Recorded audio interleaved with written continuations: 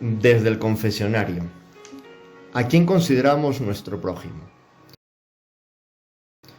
Hoy nos preguntamos, ¿y quién es mi prójimo? Cuentan de unos judíos que sentían curiosidad al ver desaparecer su rabino en la vigilia del sábado. Sospecharon que tenía un secreto, quizás con Dios, y confiaron a uno el encargo de seguirlo. Y así lo hizo, lleno de emoción hasta una barriada miserable, donde vio al rabino cuidando y barriendo la casa de una mujer. Era paralítica y le servía y le preparaba una comida especial para la fiesta.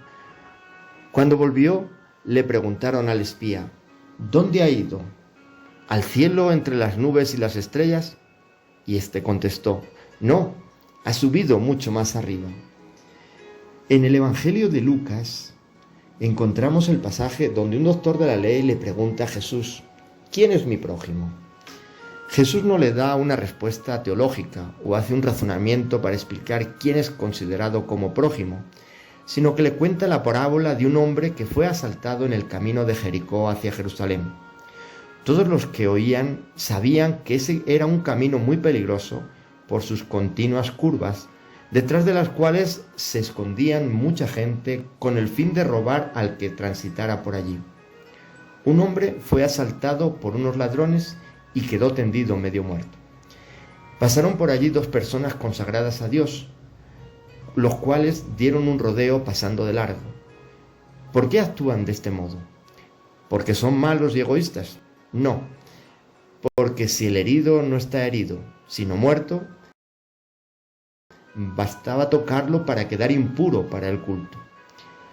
Ante la duda prefirieron no complicarse la vida y siguieron su camino. Y lo que se deduce es trágico. Es la ley de Dios la que impide practicar la misericordia y comportarse como prójimo del herido. Esta situación nos puede recordar a lo vivido en la enfermedad del COVID-19. Mucha gente no se atrevía a atender a los enfermos por el miedo del contagio.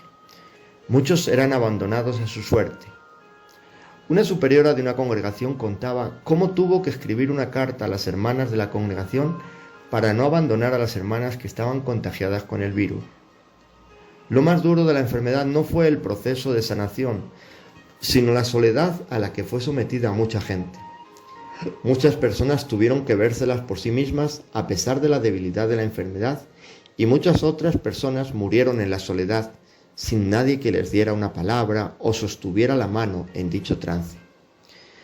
Sin embargo, a pesar de lo duro y triste de esa soledad que trajo la pandemia, encontramos a muchos samaritanos que supieron arriesgar su vida para acompañar y ayudar a los enfermos. Muchos murieron contagiados y otros tuvieron que vivir apartados de sus familias o seres queridos para no contagiarles después de sus duras horas de trabajo, como el caso de médicos, enfermeras o asistentes sanitarios. Descubrir quién es nuestro prójimo lleva consigo riesgos, incluso para la propia vida. Aquel samaritano que nos cuenta la parábola del Evangelio tuvo que arriesgarse a que aquel hombre tirado en el suelo no fuera parte de una trampa de unos salteadores del camino. Algo a como ocurre muchas veces en nuestras calles o carreteras, donde se simula un accidente, se pide ayuda con el fin de robar a la persona que se le acerque. Es un riesgo que hay que correr si queremos ayudar a aquel que nos necesita. ¿Quién no ha sentido la frustración de verse accidentado en la carretera e intentar detener algún carro para pedir ayuda y pasan como el sacerdote y el levita de la parábola?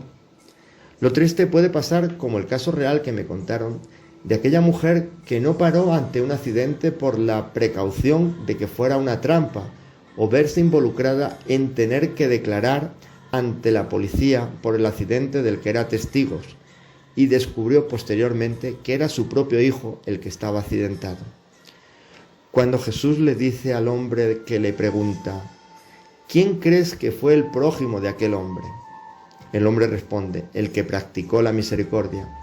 Entonces Jesús le dijo, vete y haz tú lo mismo.